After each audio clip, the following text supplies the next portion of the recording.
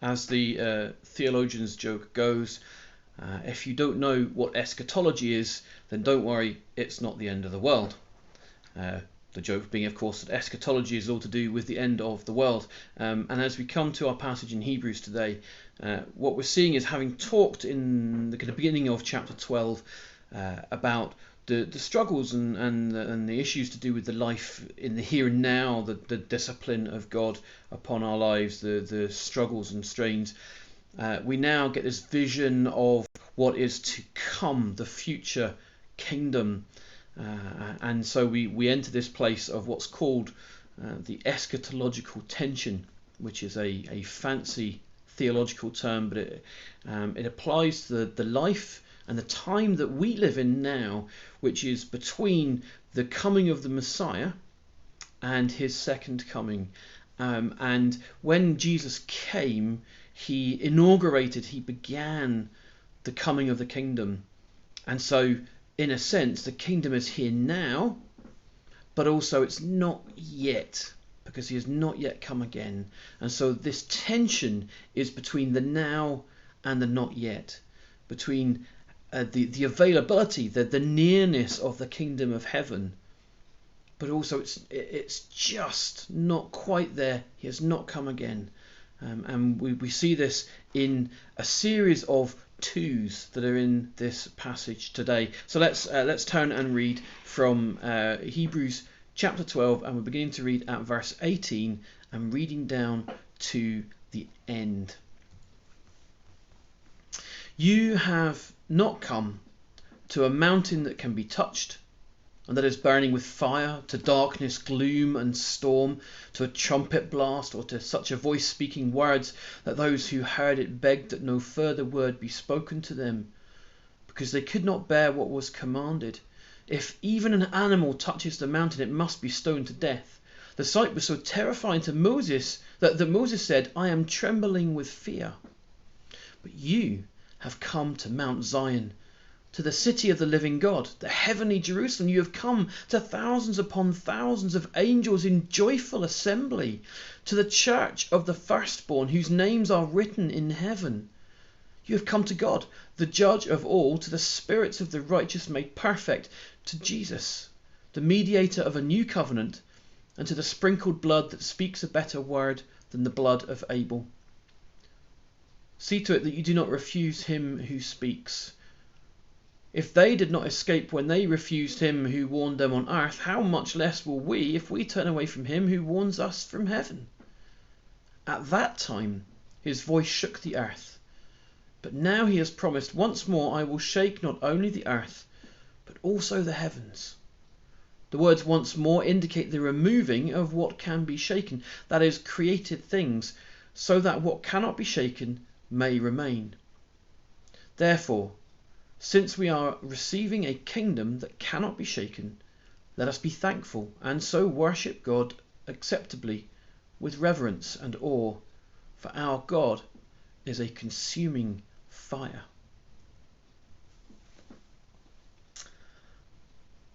So there's quite a lot in there, but we're going to unpack it in this series of twos. I have called it a tale of two. Not cities in this case, although we could argue for a tale of two cities as well. But firstly, we actually start off with two mountains. So in the first few verses, we read of two mountains. The first being Mount Sinai, where Moses received the Ten Commandments, where he received the law. And if you go back and you read the passage in Exodus, what you see is that there is all the things that he mentions, that the writer of the Hebrews mentions, that there was a burning, there was darkness, there was gloom, there was the sound of a mighty trumpet, the earth shook, and this was what happened, and the people were afraid, and it was that kind of, they told no animal must touch this mountain, and so this was a place of great fear. And it was the place where God was, but also a place where the law was given to the people of God. And the writer of the Hebrews says, look, you have not come not come to this mountain? What is the mountain you've come to? Well, it is Mount Zion. Mount Zion, the place of grace rather than law. The grace of this joyful assembly, and the description is kind of overcome with the wonder and the joy and the happiness of being there. This joyful assembly of thousands upon thousands of angels, but not just the angels, but also all of the saints. It talks about the righteous ones, or those who've been made righteous. It talks about the church of the firstborn, and that's us. That in this passage, firstborn is actually plural. It's not singular. It's not speaking of Jesus, the firstborn of creation. It's actually speaking of us. We are now the firstborn. We have been adopted and given the position of inheritance that makes us the firstborn. What an incredibly joyful picture of what heaven is. And there's such an obvious contrast between the doom and the gloom and the fear, and then the overwhelming joy. But also, this is the first place where we see that eschatological tension between the now and the not yet, because when he starts talking about this place, he doesn't say you are coming to or you will come to. He says you have come, verse 22, you have come to Mount Zion. And this is all in the present tense. It's all in the now. You have come to this city, to the joyful assembly, the heavenly Jerusalem, to the church of the firstborn, whose names, again, in the present tense, whose names are written. You have come to God. You have come to Jesus, the mediator of a new covenant. And so there is this sense of actually we have already arrived at this place. And I think we've seen hints of this as we've gone through Hebrews, when we've talked about the Holy of Holies and the temple being regarded as heaven on earth. And the sense that actually heaven can be experienced on earth. And then when Jesus died, that curtain was torn in two, and what that did was it released the actual presence of heaven onto earth. This kind of strange, almost overlapping sense of actually that we can experience heaven here on earth. That it's not that these are somehow two distinct places and you're either in one or the other, but there is some strange Venn diagram going on that allows us to experience both. But it's not complete. It's not total. There is this tension between the two, the now and the not yet, but it is coming. It is here and it is coming. We are experiencing the inaugurated kingdom, and one day it will be realized. But in this time, how fortunate are we to be able to be part of that joyful assembly, to be part of that heavenly mountain. So we have the two mountains, but then we also have these two shakings, and he goes on in verses 25 through 29 to describe two shakings. And the first was again on Mount Sinai. It was the giving of the law. Talks about the world shaking, and he's taking again these two things. First one is being the giving of the law, is such an important thing, a vital thing in the history of actually the world, but certainly in the history of Jewish people, remembering that he's writing predominantly to Jewish people, and he's saying that this was an important thing. And so he's saying, okay, the first mountain was Sinai, the giving of the law. The first shaking was an acknowledgement that God shook the earth as he gave his commands, as he gave the law for men to follow. And the world, the earth, shook. But, says the author to the Hebrews, Jesus is coming back. And when he comes back, he will shake not only the earth, but the heaven as well. That all created things will be shaken, and it won't be an earthquake. It will be a universe shake, a reality shake. Everything will be shaken, and all the things that shake will fall away, and what will be left will be the permanent. Verse 27, the words once more indicate the removing of what can be shaken, that is, created things, so that what cannot be shaken may remain. It's almost like he's saying that God is going to shake off all the things that are temporary, all the things that are not of eternity. His kingdom is eternal, and everything else will be shaken off. And so, whereas in the first section, the two mountains, we have Mount Sinai and Mount Zion, and the sense of we are in Mount Zion, and we have come to the kingdom. In the second two shakings, he's saying quite specifically at that time it is coming, and so we have this the now and the not yet working together.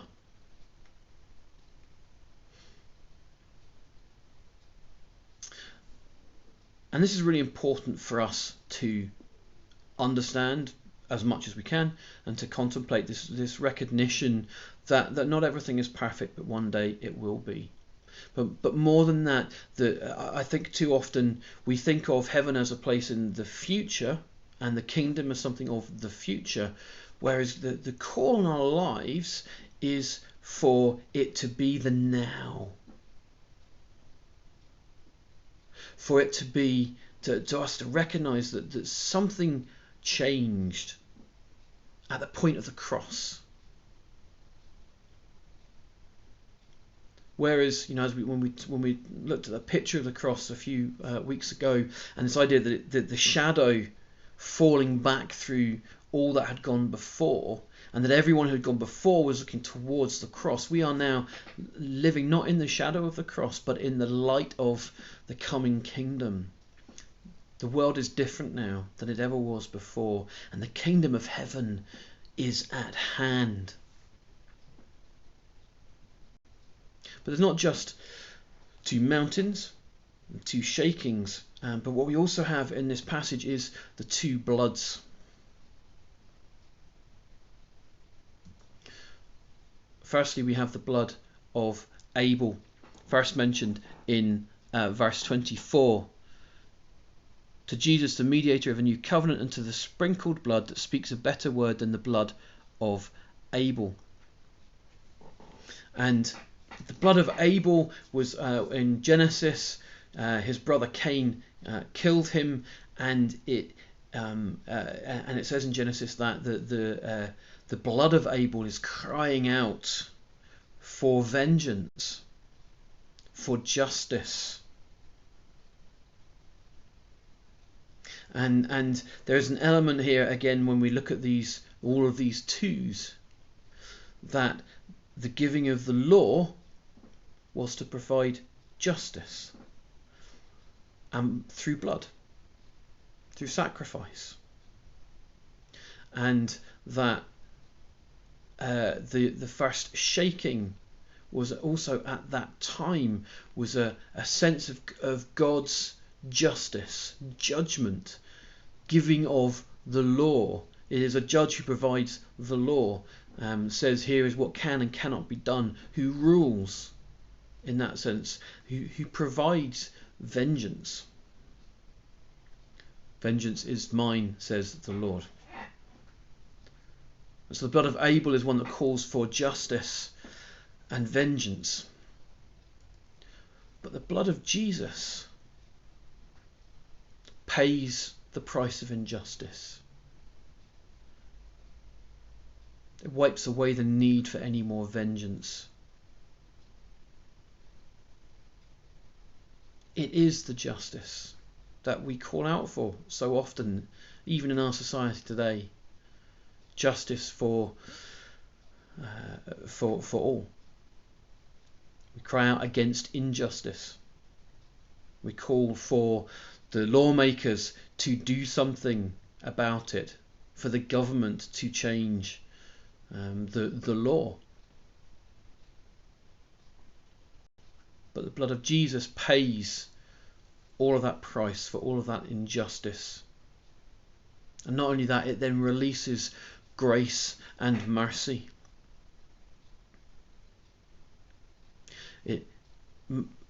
To simplify grace and mercy, mercy is God not doing what we deserve. In order for that to be just, that price that we owed is placed upon Jesus and is paid for by his blood.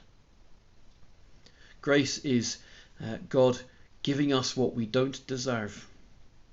And through the resurrection of Jesus, we are offered that adoption that we talked about earlier, to become firstborn sons of God.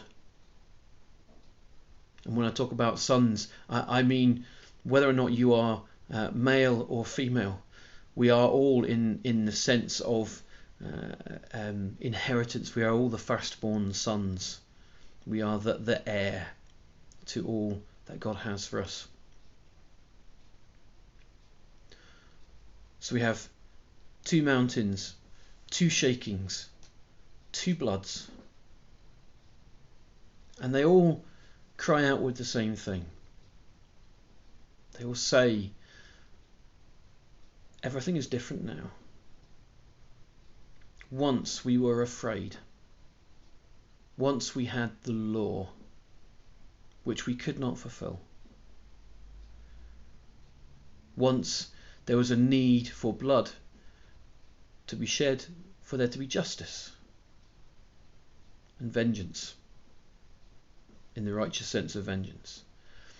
Now we can come to the eternal kingdom. We have access to God through Jesus, through his blood. And we have the hope of him coming again, of the new kingdom, the heavenly mountain which cannot be shaken. We can have a place there. Verse 23. The church of the firstborn, whose names are, present tense, written in heaven. Our names are written there. For those who believe in Jesus, in his blood that was shed when he died upon a cross, and that he came back, rose from the dead, so that we could be adopted into God's family. And when we are, our names are written in that list of the firstborn. Isn't that a wonderful thing to remember?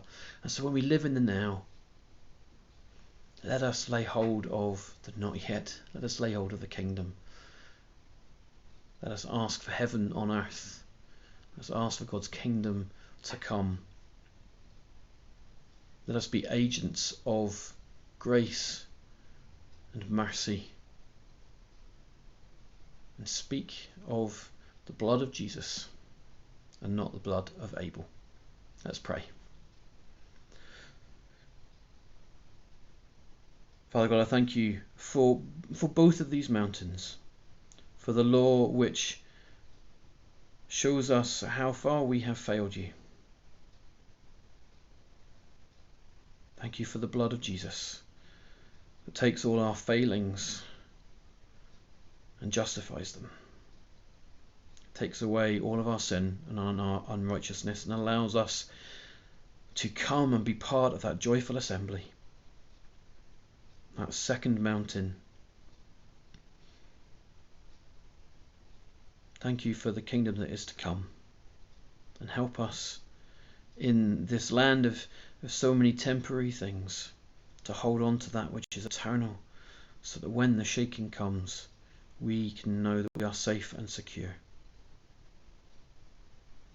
Lord, help us to accept your forgiveness, to accept all that you have done, so that our names can be written in heaven. In Jesus' name, amen.